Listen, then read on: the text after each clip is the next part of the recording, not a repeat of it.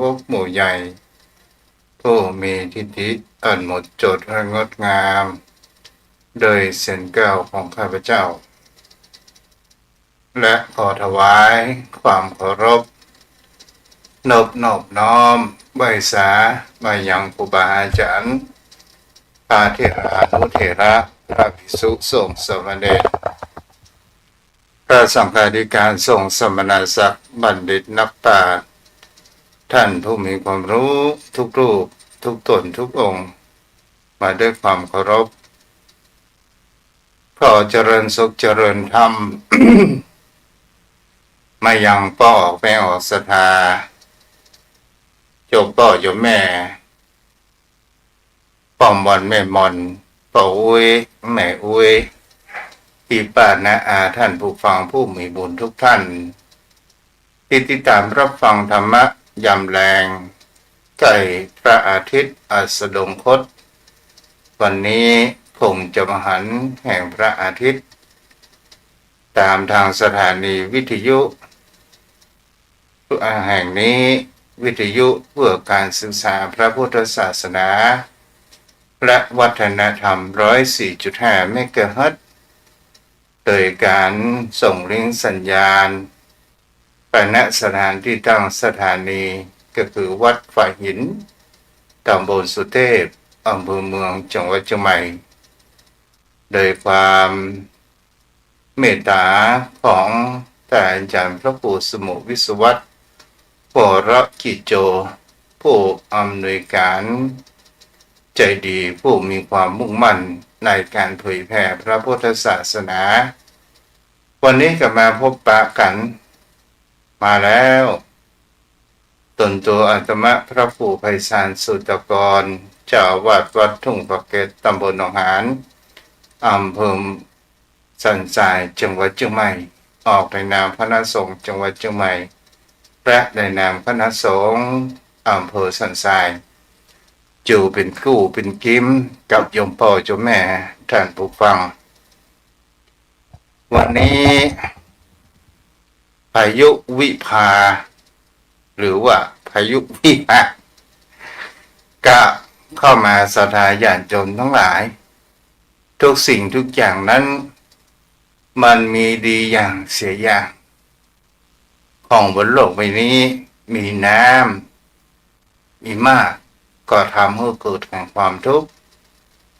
ถ้ามันมีน้ำน้อยก็ทำให้เกิดแห่งความขาดแคลนก็ก่อให้เกิดแห่งความทุกข์ได้เช่นเดียวกันมันก็เป็นภัยของธรรมชาติตามฤดูกาลที่เพิ่นนั้นมาเยี่ยมเยือนกับหมู่เฮาทุกสิ่งทุกอย่างผ่านมาแล้วก็จะต้องผ่านไปฝนตกลงมาเราก็เรียกว่าพายุกันเมื่อผ่านมาแล้วสักวันหนึ่งมันก็จะต้องผ่านไปก็คือเหมือนอารมณ์ในวิถีชีวิตของคนเฮากันเดียวก็ดีใจกันเดียวก็เสียใจสมหวังพ่อง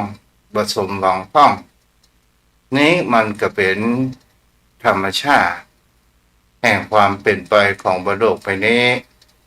ผ่านมาแล้วก็ผ่านไปอายุของคนเฮานั้นวันเวลาผ่านแล้วอายุของคนเฮานั้นก็เพิ่มขึ้นแต่จิตใจมันก็เหมือนดังเดิมเกิดขึ้นมันก็เป็นธรรมชาติของคนเฮาบ่สามารถที่จะปฏิเสธได้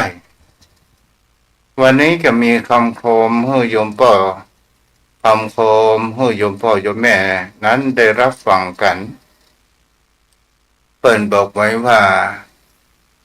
อุปสรรคมีวัดความแกร่งความเข้มแข็งมีวัดกำลังใจปัญหามีไว้วัดสติปัญญาโยมพ่อโยมแม่เราก็ลอง สังเกตพิจารณาดูว่าอุปสรรคปัญหานั้นคนทุกคนเกิดมาแล้วก็จะต้องเผชิญเจออุปสรรคปัญหาเหมือนกันทุกคนแม้แต่องค์พุทธาองค์พุทธรูปองค์พุทธเจ้าของเขาสมเด็จพ่อของเขาก็ยังต้องผ่านอุปสรรคและปัญหาผ่านบททดสอบก่อให้เกิดแห่งความแกร่งแห่งจิตใจของบุคคลเฮานี้เองถ้าคนเฮานั้นมีความเข้มแข็งแห่งจิตแห่งใจมันก็จะนำพาไปสู่นั้นสำเร็จแก้ไขอุปสรรคปัญหานั้นได้ความเข้มแข็งมีไว้วัดกำลังใจศรัทธาญาติโยมทั้งหลายกำลังใจนี้เป็นยาวิเศษมากที่สุดเท่าที่คนเฮานั้นจะอ่านได้ว่าเฮาทำงานเพื่อใครแล้วทำไมเฮาทำงานถึงสิ่งนี้ สิ่งที่คนเฮาจะหันได้ว่าการให้กำลังใจซึ่งกันและกันมันเป็นยาขนาดวิเศษเกิดขึ้นจากที่เฮาล้มก็สามารถที่จะทำให้เฮานั้นฟื้นขึ้นมาได้โดยแห่งกำลังใจแต่ถ้าว่าเฮาล้มแล้วมีแต่คนมาซ้ำเติมมันก็หมดกำลังใจแต่กำลังใจเฮาสร้างขึ้นเองตัวเองของเฮานั้นได้นั้นก็หมายถึงแห่งเขาว่าถ้าเฮาเกิดแห่งความท้อแท้เมื่อเฮานั่งสมาธิและพิจารณาอาจจะจิตเฮาเป็นสมาธิและเฮาก็จะมีกำลังใจฮึดขึ้นสู้และเปลี่ยนแปลงตัวเองของเฮาไปสู่ในทางที่ดีเกิดขึ้นปัญหามีไว้วัดแห่งสติปัญญาการแก้ปัญหาถ้าเฮาขาดสติปัญญาแล้วมันก็ทำให้คนเฮานั้นบ่สามารถที่จะแก้ปัญหาได้สติปัญญานี่เป็นสิ่งที่เป็นธรรมะที่สำคัญที่สุดในการดำรงชีวิตของคนเฮาถ้าเฮาขาดสติเมื่อใดกับปานนั้นมันก็เหมือนแห่งเขาว่าไส้ศึกหรือเกลือเป็นหนอนเปิดให้ศัตรูเข้าบ้านเข้าเมืองและมาลุมกินโต๊ะทำให้เกิดแห่งความเดือดร้อนต่างๆนานาสติปัญญาจะเกิดขึ้นได้ก็คือการฝึกการประพฤติปฏิบัติสมาธิเช่นเดียวกันแล้วการไหว้พระสวดมนต์การรักษาศีลไหว้พระสวดมนต์แล้วเฮาประพฤติปฏิบัติจิตของเฮานั้นจะทำให้เกิดแห่งความสงบเกิดขึ้นและมีปัญญาแก้ไขปัญหาในชีวิตของคนเฮานั้นได้โยมพ่อโยมแม่ท่านผู้ฟังวันนี้ก็จะมาอู้ในเรื่องแห่งคำว่าปหาปริยธรรมนิยธรรม7ประการทั้งหนึ่งนั้นธรรมะที่องค์สมเด็จพระสัมมาสัมพุทธเจ้าแสดงให้กับพราหมณ์ผู้หนึ่งชื่อว่าวาสกพรรมบุคคลผู้นี้เป็นอมาตย์ผู้รู้ใจของยังเจ้าแผ่นดินในเมืองราชคฤห์ก็คือพระเจ้าอาชาติศัตรูศรัทธาญาติโยมทั้งหลายมีหันเมืองหนึ่งก็คืออยู่ในเมืองแห่งเขาว่าฤทธิ์สวีพวกเจ้าฤทธิ์สวีเมืองนี้เนี่ยเป็นเมืองที่มีความแข็งแรง ศัตรูบ่สามารถที่จะมาลบชิงเอาเมืองนั้นได้เจ้าอาชาติศัตรูนั้นก็เลยบอกให้อามาตย์ผู้รู้ใจผู้นี้เข้าไปถามยังสมเด็จพระผู้มีพระภาคเจ้าในวัดเวรุวันศรัทธาญาติโยมทั้งหลายคำสั่งของเจ้าอาชาติศัตรูนี้ก็บอกว่า พระพุทธองค์นั้นจะตรัสแสดงธรรมกับกันและก็เป็นสิ่งที่จะหันได้ว่ามันก็เหมือนก็ว่าไปหลอกถามศรัทธาญาติโยมทั้งหลายทีนี้ก็บอกว่าทำให้ไปถามว่าเมืองลิชวีนี้ทำไมถึงมีความแข็งแกร่งความแข็งแรงใครก็สามารถที่จะตอบก่อนนั้นได้เมื่อประการเช่นนี้แล้วก็เข้าไปเฝ้ายังพระผู้มีพระภาคเจ้าที่วัดเวรุวันศรัทธาญาติโยมทั้งหลายในตอนนั้นพระอานนท์ก็ยืนถวายคนเขาว่าพัดวีอุปถากจังพระผู้มีพระภาคเจ้าอยู่ศรัทธาญาติโยมทั้งหลายอามาตย์ผู้นี้ก็เข้าไปถามในประการว่าเจ้าเมืองฤาษีนี้ทำไมถึงมีความเข้มแข็งแกร่งมากนักใครบ่สามารถที่จะไปรบสู้ไปรบตบมือสู้ในเมืองฤาษีนั้นแตกพ่ายได้องค์สมเด็จพระผู้มีพระภาคเจ้านั้นก็ได้แสดงธรรมในเรื่องอัปปหาริยธรรม7ประการที่เราสามารถจะเข้ามานำมาใช้ประยุกต์ใช้ในชีวิตครอบครัวหรือในสังคมของบุคคลผู้เป็นผู้นำนั้นเกิดขึ้นก็ได้ธรรมที่เป็นหลักแห่งธรรมว่าสำหรับผู้เป็นฆราวาสธรรมนี้เป็นธรรมหลักแห่งการปกครองเกิดขึ้นประการแรกนั้นก็คือประชุมเนืองนิด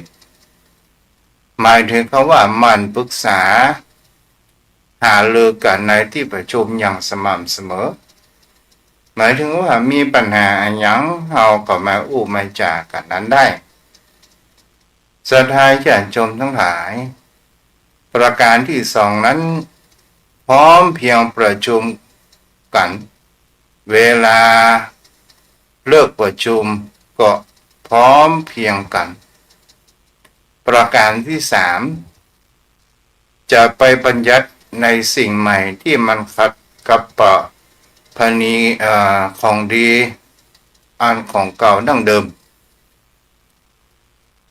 หมายถึงเขาว่าคือบ่ล้มล้างของเก่าเฮาบัญญัติของใหม่แต่เฮาบ่ล้มล้างของเก่าสี่ก็คือการเคารพผู้ใหญ่การเคารพผู้ใหญ่นี้เป็นสิ่งที่สำคัญมากที่สุดบุคคลเฮานั้นจะหันได้ว่าการเคารพผู้อาวุโสก็ถือว่าเป็นหนึ่งในแห่งคำว่ารักธรรมที่ก่อให้เกิดเสน่ห์ต่อมาบัคคมแห่งสติก็หมายถึงเขาว่าบอกเอาเมียคนอื่นหรือว่าข่มขืนหรือว่าคนเขาว่ากักขังหน่วงเหนี่ยวต่อเพศตรงข้ามต่อเพศสตรีหกก็คือเคารพบูชานิยสถานอย่างกับหมู่เฮานั้นได้ หันนะว่าการเคารพบูชานิยสถานจะเป็นองค์พุทธปฏิมาที่เราหันได้ว่าทำไมเราสร้างองค์พุทธปฏิมาแทนองค์สมเด็จพระสัมมาสัมพุทธเจ้าก็เพื่อที่เราจะได้เป็นพุทธานุสติหมายถึงเขาว่าระลึกถึงอย่างองค์สมเด็จพระผู้มีพระภาคเจ้าเหมือนกับพระองค์นั้นยังมีชีวิตอยู่กับเราตลอดไปสิ่งที่พระองค์นั้นได้บัญญัติขึ้นมาได้บอกว่าผู้ใดเห็นธรรมผู้นั้นเห็นเราอันนี้ก็เป็นตัวแทนขององค์พระผู้มีพระภาคเจ้าแต่สมัยเมื่อฝรั่งหรือว่าเจ้าชายอเล็กซานเดอร์เข้ามาตีในคนเขาว่าคุปตะ มาที่เมืองอินเดียก็เกิดแห่งความเลื่อมใสในพระพุทธศาสนาก็ได้ซึ่งที่ผ่านมานั้นก็ได้สร้างพระเจ้าอันเป็นรูปแห่งพระเจ้าของเมืองของเขานั้นมาก่อนก็เลยมาอยู่ในเมืองอินเดียกับพบแห่งเขาว่าธรรมขององค์สมเด็จพระผู้มีพระภาคเจ้าที่ก่อให้เกิดแห่งความลึกซึ้งก่อให้เกิดแห่งความเห็นจริงเกิดขึ้นก็เลยสร้างองค์พุทธปฏิมาพุทธรูปยุคแรกนั้นเราก็พอว่ามันก็เหมือนไปตามเจ้าฝรั่งที่เหมือนทั้งว่าทางตะวันออกกลาง ต่อมาสถานญาติโยมทั้งหลาย7ก็คืออุปถัมภ์ผู้ทรงธรรมมันก็หมายถึงเขาว่าอุปถัมภ์ยังเป็นผู้ที่ควรที่จะสนับสนุนคนที่ผู้ทรงธรรมประพฤติปฏิบัติผู้มีความรู้ก็ว่าได้นี่ก็เป็นสิ่งที่จะหันได้ว่าพระพุทธองค์นั้นตรัสให้กับอมาตย์ของเจ้าเมืองราชคฤห์ก็คืออาชาติศัตรูเกิดขึ้นศรัทธาญาติโยมทั้งหลายในธรรมเหล่านี้เนี่ยเป็นธรรมที่เมืองแห่งฤศวีนั้นมีแห่งเขาว่าอปหาริยธรรมธรรมแห่งความสามัคคีกันถ้าอู้ตามเป็นภาษาชาวบ้านขอพวกเขาว่าขออู้เป็นภาษาบ้านๆของเขาก็คือหมายถึงเขาว่าพระพุทธองค์ก็ได้ตรัสแสดงธรรมในเรื่องนี้เนี่ยแต่พระพุทธองค์นั้นไม่ได้มีจิตใจว่าจะบอกเมื่อว่าเจ้าอาชาติศัตรูนั้นไปรบเมืองฤศวีก็ด้วยเหตุนี้เนี่ยอามาผู้รับใจนั้นก็ไปทูลบอกอย่างเจ้าอาชาติศัตรูนั้นกับผู้คนนั้นไปเป็นใส่ศึกเป็นเจ้าเมืองฤศวีแล้วก็ไปยุแข่งแต่แข่งรั่วเกิดแต่ความสามัคคีกันแล้วก็เข้ายึดเมืองแห่งเจ้าเมืองฤศวีนั้นได้ศรัทธาญาติโยมทั้งหลายอันนี้ก็เป็นสิ่งที่บุคคลเฮาก็เป็นที่เฮาจะลองสังเกตและพิจารณากันไปได้ว่าความที่คนเฮานี้ใส่หูฟังกันก็คือเป็นสิ่งที่บุคคลเฮาจะหันได้ว่าแม้ถ้าเฮายกในเรื่องนี้มาเป็น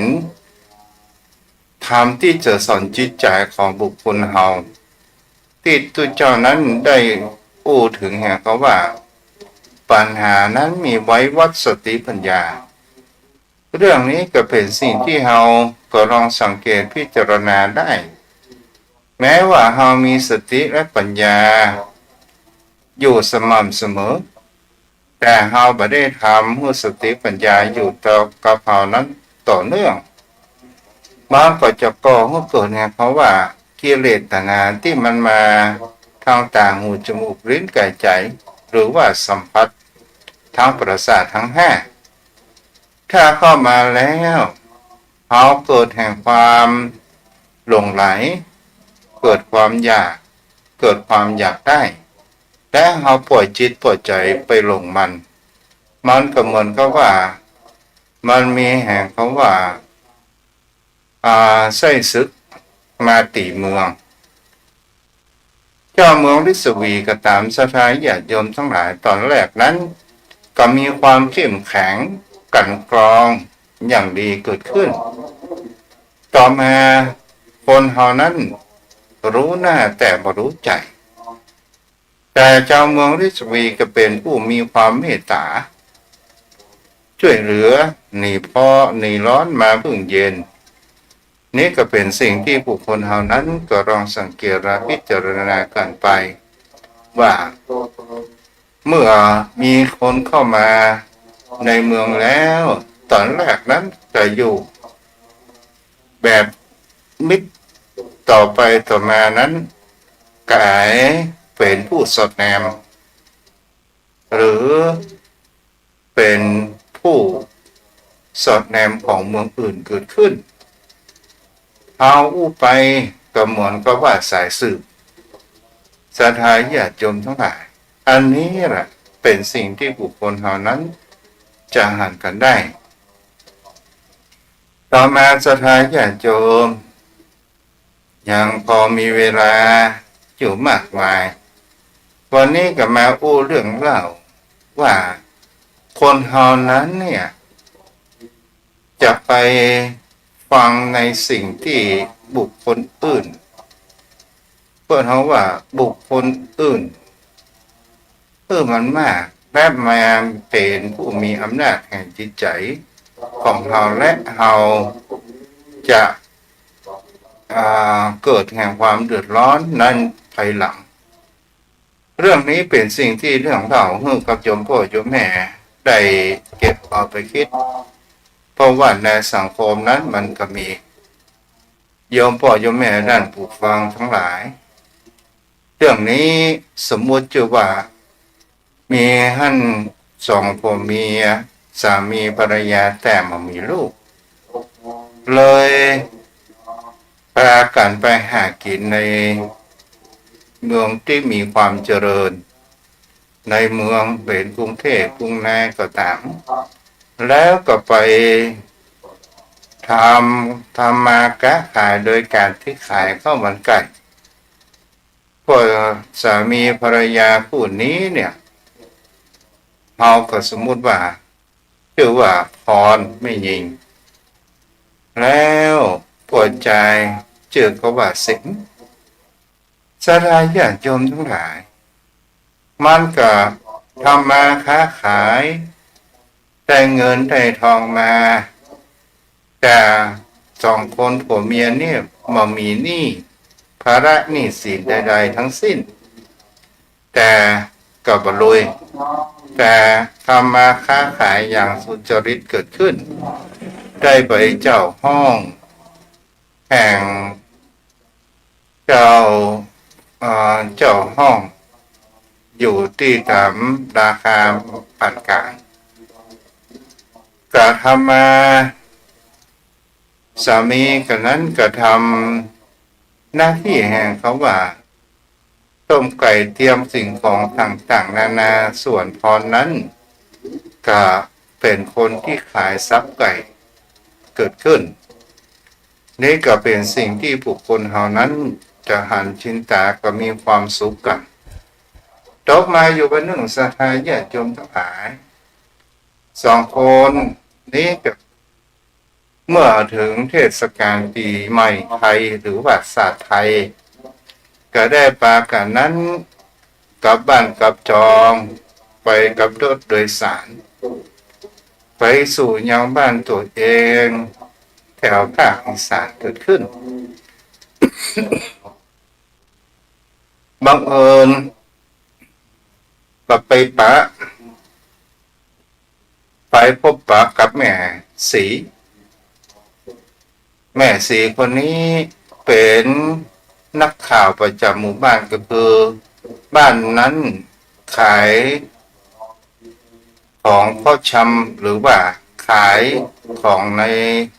บ้านนายจองของตัวเองนี่เป็นสิ่งที่บุคคลเหล่านั้นก็หันสังเกตและพิจารณากันไปตัวว่าแม่กาคนนี้ก็บอกว่าโอ้พรกลับมาเหี่ยวบ้านกะมาสงกรานต์ปีใหม่พันเฮาโอ้โยมพ่อโยมแม่แม่สีนี้ก็บอกว่าโอ้เพื่อนมึงนะสมน่ะกลับจากกรุงเทพมาเอารถป้ายแดงออกมาตัวพรไม่ได้จะเอารถป้ายแดงไปกรุงเทพตึงเตื้อกลับมาก็มีรถป้ายแดงจะเดินทางสะดวกสบายเกิดขึ้นทีนี้สถานญาติโยมทั้งหลายพรนั้นก็ได้ยิ้มอยู่ในจิตใจได้ยินคำอู้ว่ารถป้ายแดงทีนี้ก็ได้เก็บความคิดนั้นเกิดมาที่ยังบ้านยังจอง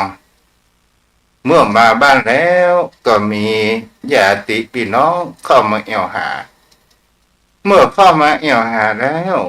พี่ป้านะอาของเขานั้นก็อู้บอกว่าพรแม่ใดจะกลับมามีรถ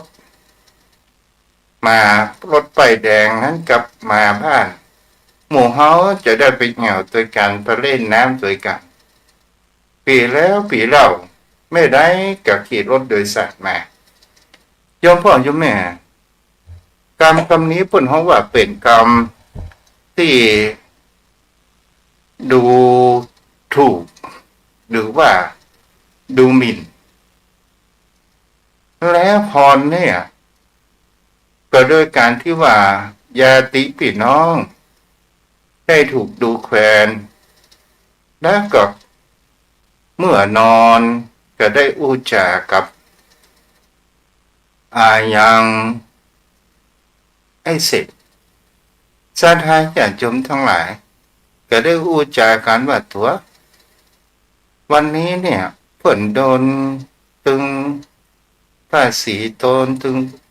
หน้าของตัวเองว่าไม่ได้จะมีรถแล้วสามีก็บอกว่าโอ้เฮาอยู่อย่างอี้ก็ดีแล้วดอกแล้วเฮายังประจำเป็นที่จะซื้อรถก็ได้ผ่านไปกลับมาที่กรุงเทพสาธารณญาติโยมทั้งหลายตอนนั้นกับวาระความพยายามก็ได้อุบอกว่าอ้ายเฮาปิกบ้านแหมเขาเนี่ยเขาต้องมีรถป้ายแดงเนาะมีโก้รถป้ายแดงไปเหี่ยวไปบ้านไปจองเฮาหมองมีสตางค์พรแล้วพรก็บอกว่าเฮาก็ยังมีที่ดูที่เป็นมรดกของพ่อของแม่เฮายังมีแล้วก็ได้อู้จักกันก็ได้บอกว่าเอาที่นั้นไปเข้าธนาคารแล้วซื้อเงินเอารถนั้นออกมาและก็ผ่อนกับธนาคารสาธารณญาติโยมทั้งหลายโดยแห่งเขาว่าสามีนั้นก็มีความรักในตัวภรรยานั้นอยู่มากเมียหยังก็บ่เคยขัดใจบ่เคยด่าบ่เคยที่จะรอต่อเถียงใดๆทั้งสิ้นเมื่อได้รถมาแล้วก็ถ่ายรูปอวดพี่อวดน้องมีแต่คนชื่นชมต่างๆนานาแล้วก็ไปบ้านในปีใหม่ถัดไป ก็หันได้ว่ามีบุคคลทั้งหลายก็มายิ้มแล้วก็ได้ทักทายเหมือนพวกเขาว่ามีแต่พี่แต่น้องโอ้พรมานี่สมหน้าสมตาแต่มาเลี้ยงพรมาเลี้ยงพรแล้วก็ตอนเย็นนั้นก็เอาอาหารการกินมาเป็นหมูกระทะอะไรอย่างก็ดีตลอดจนถึงแกงอย่างต่างๆนานาเอามาสู่พี่สู่น้องกันพรนั้นเป็นคนจ่ายศรัทธาญาติโยมทั้งหลายถึงเวลาที่กลับกรุงเทพปิกไปใหม่ทีนี้เนี่ยการแก้ไขข้าวมันไก่มันก็ต้องมีคู่แข่งมีคู่แข่งด้านอื่นนั้นเขาก็ได้ลดราคาแต่เนื้อไก่นั้นยังปวดท้องว่าเป็นเนื้อไก่อย่างจริงๆแต่ร้านของพรนั้นทุนนั้นก็เลยหรอกก็เลยได้แต่สะโพกไก่นั้นมาศรัทธาญาติโยมทั้งหลายการค้าการขายก็ขาดทุนเกิดขึ้นเมื่อขาดทุนแล้วก็ไหนจะเสี่ยงกับคนเขาว่าที่ดอกมือกับธนาคารเดือนละ9,000เทียบหมื่นศรัทธาญาติโยมทั้งหลายแต่ทีนี้เนี่ยแก้ขายได้ป้องบ่ได้ป้องแล้วก็ทางสามีนั้นออกไปสมัครแห่งเขาว่ารถส่งอาหารหรือว่ารถแก๊ปรถอะไรอย่างเนี้ยส่งอาหารตามสั่งที่เขาโทรไปแล้วก็ไปเอาอาหารนั้นไปส่งถึงที่วันเวลาผ่านไปศรัทธาญาติโยมทั้งหลายถึงไอ้เสพนี้เป็นบุคคลที่มีความเหนื่อยล้าแต่ก็เคยท้อแท้บอกเคยบ่นเมียนั้นได้รู้สึกแห่งความท้อถอยเกิดขึ้น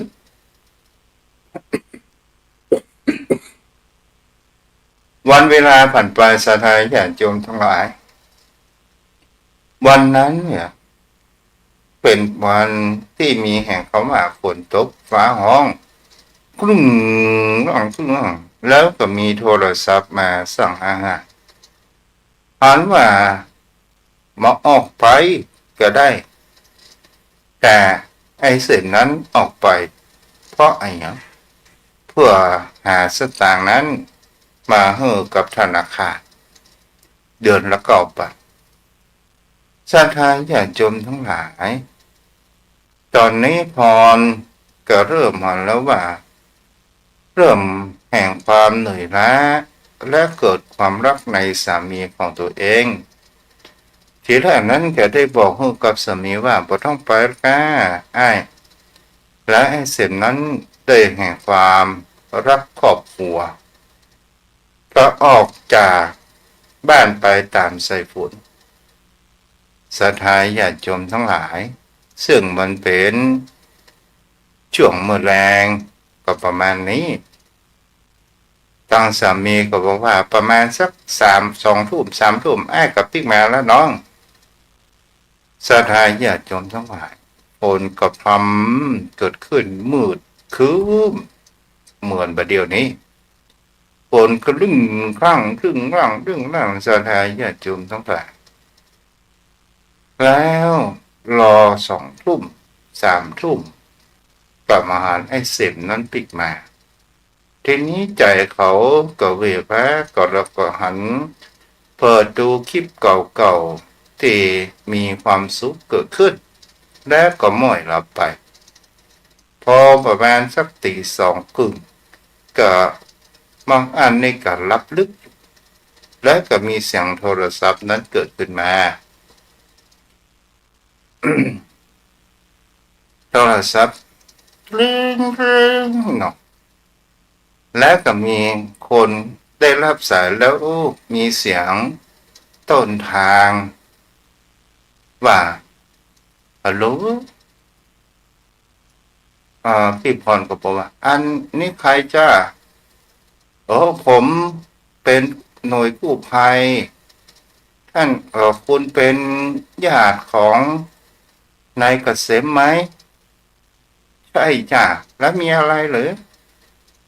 ตอนนี้ขอให้ญาติมาที่โรงพยาบาลด่วน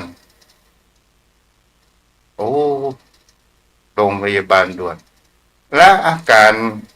ไอ้เสมได้รับอุบัติเหตุเป็นยังไงพ้องโอ้ต่างหน่วยกู้ภัยก็บอกว่าให้คุณมาที่โรงพยาบาลแล้วก็มาพูดคุยกันนะผู้ศรัทธาญาติโยมทั้งหลายทีนี้เนี่ยชีวิตของพรเหมือนชุดลงหิวตั้งสติไว้ได้ก็เกิดการร้องไห้กระวนกระวายต่างๆนานาแต่เมื่อให้แล้วมีสติก็ลงไปพยาบาลเมื่อไปโรงพยาบาลกับไปพยาบาลคุณเกษมอยู่ที่ไหนพยาบาลก็บอกว่าเดินไปที่ห้องเบอร์นี้ห้อง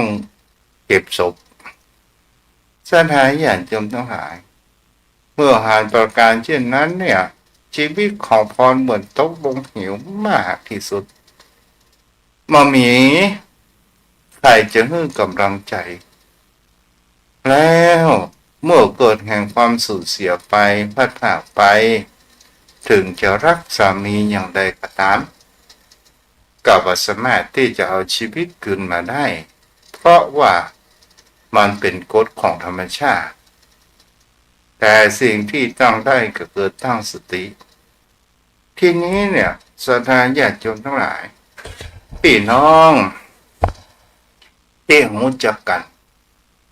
แตะกอนมีเขาว่าปัญหาอะไรอย่างยืมเงินยืมทองหรือว่ามีปัญหาอย่างก็สามารถที่จะปรึกษาได้เพราะมาตอนนี้เนี่ยเวลาถูกก็มีปัญหาแล้วโทรหาพี่น้องบ่มีภัยให้กำลังใจบ่มีที่ปรึกษาใดๆทั้งสิ้นแต่ให้กำลังใจตัวเองฮึดขึ้นสู้เราจะจมปลักจุดในความทุกข์นี้มาได้กระลุกขึ้นสู้สลายญาติโยมทั้งหลายแล้วก็ต้องย้ายห้องเจ้าไปอยู่ห้องเจ้าที่มันมีราคาถูกมากกว่านี้ก็หมายถึงเขาว่าตอนก่อนเจ้า3,000และต่อมาเจ้าเสาหาห้องแคบห้องถูกก็ประมาณเดือนละพันทีนี้สถานญาติโยมทั้งหลายจะขายข้าวมันไก่ก็มามีพละกำลังแล้วแต่มีใจฮึดสู้ว่ายังมีวิชาอยู่ก็ได้ทำขนมจีนน้ำยานั้นแบกขายศรัทธาญาติโยมทั้งหลายเมื่อก่อนนี้มีแต่คนแวดล้อมตอนนี้มามีคนที่แวดล้อมและแห่งประการหนึ่งรถที่ซื้อมานั้นเนี่ยตอนนี้ทางธนาคารก็บอกว่าท่านขาดส่งมา3 เดือนแล้วถ้าไปส่งก็จะไปยึดรถตอนสุดท้ายก็ยอมให้ยึดรถและทีนี้เนี่ยศรัทธาญาติโยมทั้งหลายเป็นสิ่งที่อันตรายมากแห่งเขาว่าศักดิ์ศรีถ้าเรามีสติถ้าพิจารณาการไปว่าบางสิ่งบางอย่างเนี่ยเมื่อมีชีวิตครอบครัวที่อบอุ่นแล้วเนี่ยถ้ามีบุคคลใดเอาบุคคลอื่นนั้นมายกตัวอย่างต่างๆนานาขอมีฐานะที่สูงกว่าขอมีฐานะที่มีแห่งคำว่าความพร้อมและเฮาโล่นไปโดยคนเปิ้นแล้วเฮาจะหาได้ว่าแท้ที่จริงพรกับไอ้เสมถ้าเฮาอู้ตามความจริงมาบ้านปีละครั้ง แต่รถนั้นซื้อมาจอดไว้อยู่บดายปีไหนก็จะมาครั้งหนึ่งมันมามีคุณค่าใดๆทั้งสิ้นพอนั้นก็เกิดแห่งความเสียใจแต่มีใจลุกขึ้นสู้ทำมาค้าขายเกิดขึ้นแล้วก็ตั้งตนตัวนั้นได้เกิดขึ้นในเรื่องนี้สอนให้รู้ว่าเราจะไปตัวเปิ้นพอ ยังความพร้อมของเราเป็นไงนี่ก็จูกับสถานญาติโยมวันพวกนี้เนี่ยเป็นวันศีลวันพระเด้อโยมพ่อโยมแม่เป็นเดือน10เหนือแรม15ค่ำวันพวกนี้ตอนเย็นถ้าปะตันก็เพราะว่าจะต้องไปขึ้นโบสถ์เนาะถ้าปะตันก็คงท่านอาจารย์ก็ต้องคงจะมีธรรมะเสริมไปเนาะโอ้แม่วลีเนาะแม่วลีรับฟังอยู่เอาละพูดกับพ่อหน่อยก่อน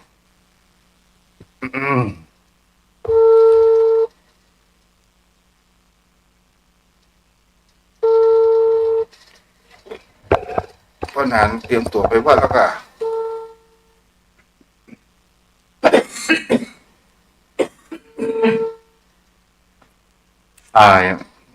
ครับขอกราบแก่ใต้ตามสาบารมีธรรมท่านพระพุทธเจ้าด้วยความเคารพอย่างสูงยิ่งครับเจริญพรเด้อพ่อนานวันนี้มีอะไรอย่างเสริมแต่งพ่องฮะ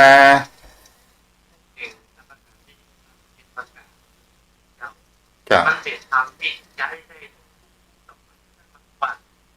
ความสามารถทำเนี่ยทุกสิ่งทุกอย่างมันเป็นไปด้วยกันมันเป็นไปแบบได้มันจึงแบบเจริญรุ่งเรืองเพราะว่าสังคมไหนท่านพระพุทธเจ้าแม้กระทั่งครอบครัวในภายในครอบครัวเป็นโดยสังคมเล็กๆมันก็ต้องมีการพูดกันจากันคือเขาอกเข้าใจกันเบื้องต้นไม่เนื้อเจือดแจกเป็นกันและกันแต่ว่าในชุมชนในหมู่บ้านทุกที่เดียวกันท่านแห่งความสามัคคีกันไปคนละอย่างวัดไปที่บ้านไปที่คนหลวงไปที่สังคมนั้นบ้านนั้นก็มันเจริญรุ่งเรืองครับท่านเจ้าครับถ้าอู้ถึงในชีวิตครอบครัวเนี่ยเราควรที่จะอู้จะแจกันถ้าว่ามันมีมือที่3จะเป็นพ่อเมียก็ดีแม่เมียก็ดีจะเป็นพ่อผัวก็ดีแม่ผัวก็ดีก็ทำให้แตกได้เหมือนกันนะพ่อเนี่ยเป็นเช่นนั้นครับท่านพระพุทธเจ้าครับเพราะเพิ่นไม่ได้อยู่กับเราแต่ว่าเพิ่นทำเพื่อการจิตใจภายในครอบครัวเราถ้าบัดแข็งแรงแอกไม่เป็นได้ครับดังนั้นเรื่องภายในครอบครัวมันต้องมาพูดมันจากทางออกใช้ปัญญาแก้ไขครับท่านพระพุทธเจ้าตลอดจนถึงคำดูถูกดูหมิ่นใส่ร้ายไปสีต่างๆนานาถ้าคนเฮามันนักแน่นเนี่ยจิตใจมันค่อยเพียได้เนาะ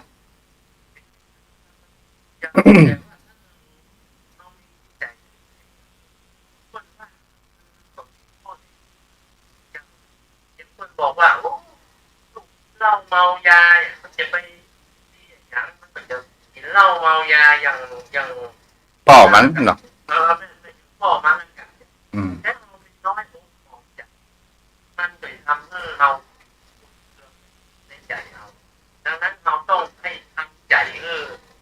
สู้ครับเพื่อประสานเราอย่างนั้นเอาละดีละเอาบอกว่าเนี่ยอย่างนั้นเราขอพัฒนาตัวตนเราเพื่อจะเดินลงเรือได้มันก็เจริญได้ครับเพราะว่าลูกคนต่อมาถ้าลูกคนโง่เก่าเนี่ยเพื่อนยังได้เป็นบัณฑิตเมธีนักปราชญ์ได้ครับท่านเจ้าครับคนตุ๊กยังเป็นมหาเศรษฐีลูกคนตุ๊กเป็นมหาเศรษฐีเพราะว่ามันดูที่กับคือการกระทำของคนมันนี่มันปัจจัยเป็นเรื่องของกรรมพันธุ์นะแต่พูดว่าวันที่ใส่ใจพอนะครับข้อเดียวไม่เดียวกันนั้นมันก็สามารถที่จะเจริญรุ่งเรืองแตกต่างกันได้ครับท่านเจ้าครับกำเนิดครับตนตัวของตู้หนักนะเมื่อสมัยเป็นเนนน่ะเมื่ออันมันเป็นวัยรุ่นเนาะ15 แล้วทีนี้ไปเรียบลักษณ์บาลีไวยากรณ์เรียกไม่ได้ก็บ่ได้ครูบาอาจารย์เปิ่นก็ให้ทนทานหมูใจว่าได้กำลังสู่ป้องหน้าเอ็งมานี่หยังท่องก็บ่ได้โอ้เฮาก็ปิกไปแกก็ด่าด้วยคำหยาบบ่สามารถที่จะอู้ออกอากาศได้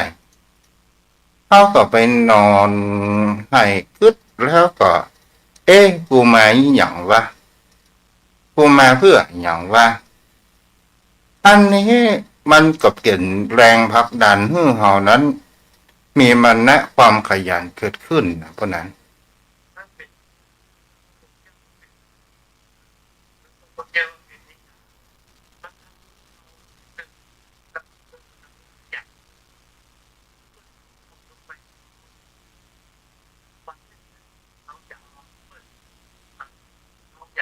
เปิ้นทำได้แล้วเปิ้นจะละเก่งจากเปิ้นเองที่เปิ้นว่าเราอย่างนั้นเอาชนะได้คนแบบเก่งนะท่านพระพุทธเจ้าแต่มีความขยันนะจะไม่ประมาทท่านพระพุทธเจ้าบางคนพยายามปึ๊กอย่างก็ประจำแต่ว่ามันขยันนะเปิ้นอ่านเปิ้นเปิ้นทำต่อเนื่องเปิ้นแบบประมาทนะครับบางคนมันปัญญามันดีแต่เนี่ยมันประมาทมันเกี่ยวมันเล่นมันเหลิงมันสนใจมันว่ามันรู้แล้วครับแต่คนที่เพิ่มมีความบักบั่นมานะในอย่างนะโดยอันนี้ส่งของความพยายามนะทำเพื่อเปิดชนะทำเพื่อเปิดสามารถติดดึงได้นะครับท่านเจ้าครับก็ติดมาจนปัจจุบันเมื่ออ่านนี่ก็ว่าโอ้กูจะเนี่ยอย่างใดเพื่อเกิดความจำได้ก็เลยเขียนสมุดเอาเป็นช่องเป็นช่องเป็นช่องปัจจุบันก็เพื่อหัดสังเกตในการสวดเพราะว่าบทแห่งการสวดนี่มันก็มีคล้ายๆคลึงกันเนาะถ้าเป็นเช่นนั้นท่าน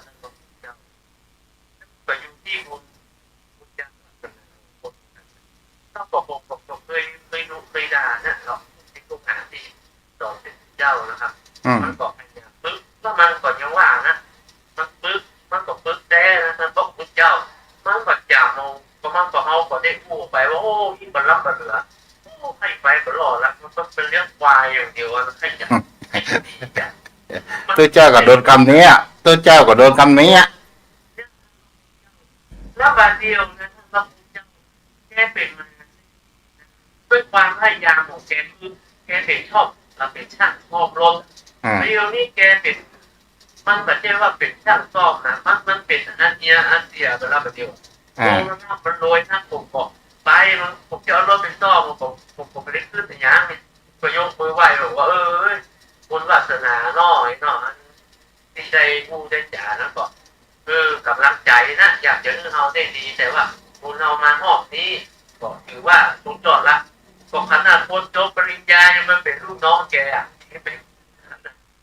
คนสอบรถตอนอย่างจะเป็นไอ้เนี้ยเสียละขายเครื่องอะไรเป็นแล้วครับท่านเจ้าครับเฮียนแบบเก่งแต่ชอบอาศัยในการในสิ่งที่ถูกเกาฮักและเกิดความขยันน้องปะนั้น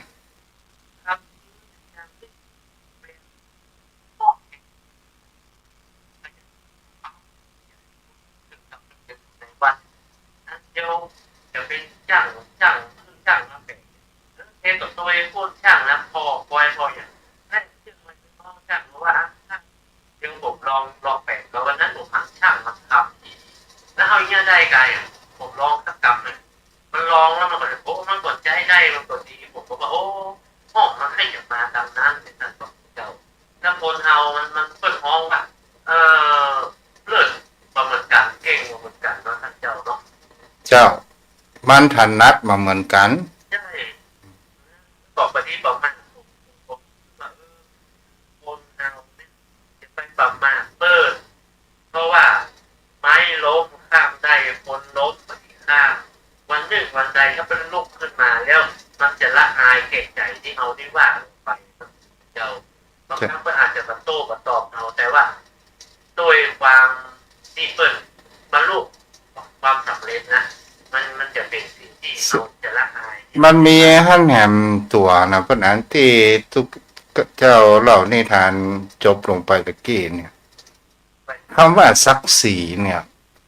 บางครั้งบางคราวคำว่าศักดิ์ศรีเนี่ยมันเป็นสิ่งที่อย่างกันแน่เพราะนั้น ผมถ้าอย่างท่านเจ้าว่า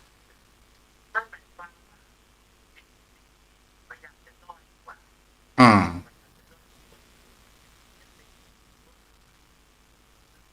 อืม มือมีผมมีความ อืม ทางยังเปิดยังไม่เปิดอ๋อมันเป็นสิ่งที่แท้ทางหลวงปู่เจ้าคนที่ดูแลมันไปก็รอดมันก็ต้องล้มก็ล้มแล้วมันก็แก้ไขไม่ได้นะจากนั้นเราทำกำลังเราเท่าที่เราทำได้แล้วก็ตามฐานะอัตภาพเราอ่ะเหมือนท่านเจ้าอ่ะปีบ้านปีนะปีเชือกเนี่ยเลยเอารถไปมันเกิดเวลาขึ้นรถไปดีกว่าต้องได้ไปเสียการรถกันละครับมันต้องไปซื้อรถแล้วก็ไปเสียภาษีแล้วก็มาตั้งไว้ก็ได้มันก็เหมาะสมกับฐานะอัตภาพเราแต่ว่าถ้าเปิดทำงานตลอดต้องจำเป็นต้องย้ายรถเถอะนั่นมันก็ไปเป็นอย่างอาชีพเอาอาชีพเกษตรกรการอาชีพขายพืชผลทางการเกษตรบางครั้งมันก็จำเป็นเนี่ยเพราะมันได้ใจมันก็อยู่ที่ฐานะอัตภาพเราแล้วก็ในหน่วยงานของเรานะครับเจ้าครับ เจ้าอนุโมทนาเด้อเพราะนั้น ครับขอกราบแจ้งใจเป็นสาเป็นสาทางท่านเจ้าความเคารพท่านญาติธรรมกัลยาณมิตรกัลยาณธรรมทุกท่านเอาเป็นกำลังใจซึ่งกันและกันนะครับเพราะว่าจะอยู่ในสถานภาพสถานการณ์ใดเอากับทอดทิ้งกันเมื่อเรามีธรรมะของพระพุทธเจ้าเมื่อมีพระรัตนตรัยพระพุทธธรรมพระสงฆ์เป็นที่พึ่งและสูงให้เข้าถึงพระรัตนตรัยสมกับที่เราเป็นอุบาสกอุบาสิกานะครับขอขอบพระคุณครับสวัสดีครับ สาธุอนุโมทนาเด้ออ้าวโยมพ่อโยมแม่ท่านใดที่รับฟังอยู่จะโทรมาได้เด้อที่เบอร์โทร0631639950วันนี้ผู้ติดตามรับชมรับฟังทางเฟซบุ๊กมีโยมแม่สมศรีน้อยปัญญาแม่จูนศรีภาชาแม่ปีบมาลีดาวเรืองรับฟังอยู่สู้ตลอดชีวิตอนุโมทนาแม่อำพรที่รับฟังติดตามอยู่รับชมรับฟังใครจะโทรมาได้เด้อ0631631950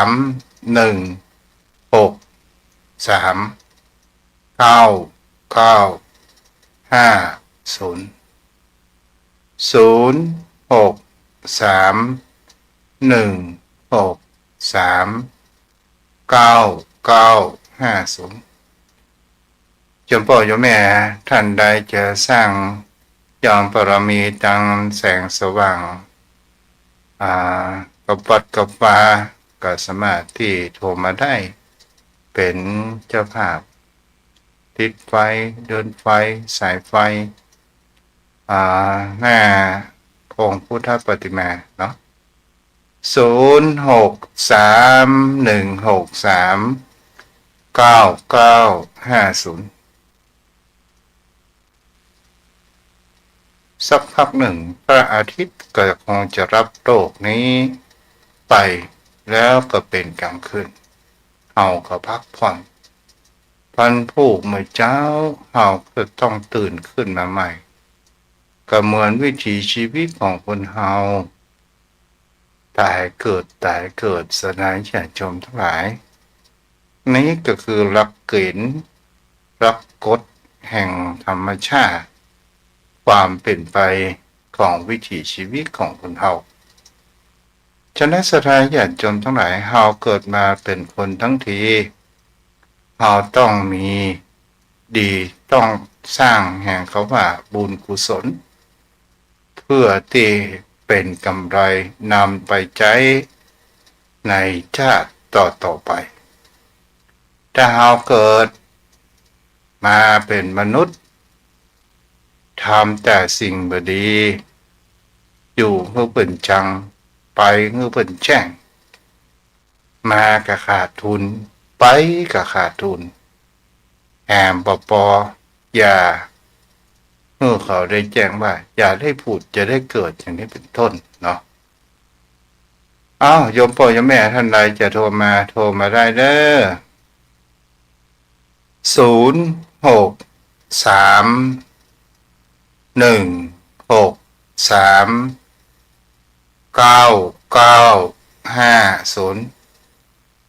แม่พร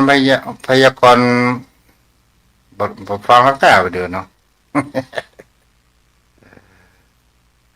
ขายรับฟังพ้อง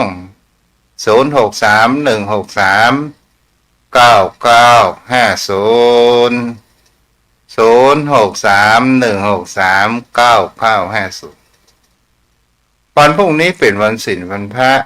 เชิญชวนโยมพ่อโยมแม่มารักษาศีลกินทานกันเด้อมาทำสมาธิกัน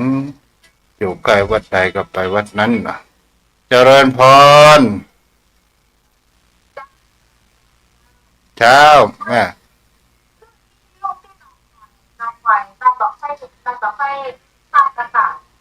อ๋อ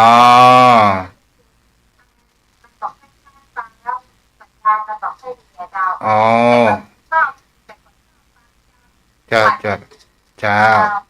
รับคนแต่ฟังได้อยู่เนาะแม่เนาะเจ้าอาจารย์ที่หนองหอยตรงใกล้ๆแปลงเจ้าให้นะเจ้าอ๋อขึ้นอื่นมันเถ่งตัวแกอ๋อเจ้าเป็นอย่างเนาะอนุโมทนาบุญเด้อรับฟังในกับม่วนใจแล้วเนาะจ้าอ้าวใครจะโทรมาแหมสายสุดท้ายสุขลูกลาหัวหอม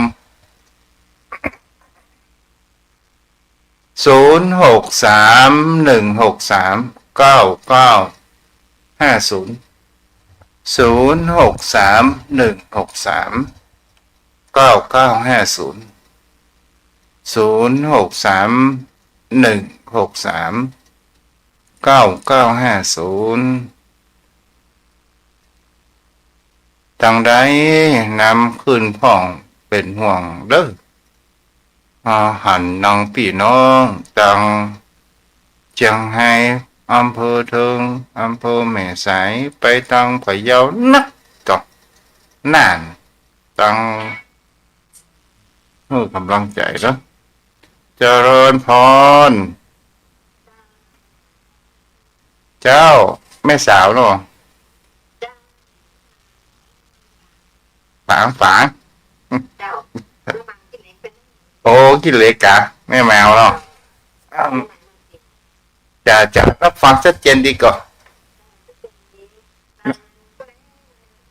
จะน้ำขึ้นก่อนแม่ฟังเนี่ยเป็นน้ำห้วยไปแล้วก็ว่าเป็นน้ำยัง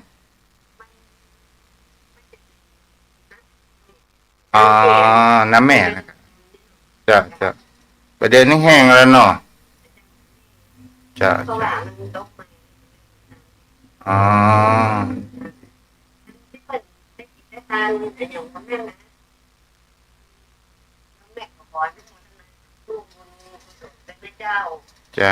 เจ้าแม่เป็นยังฟังกันอู้จากันเนาะทุเจ้าบุตรรักษาเด้อแม่เด้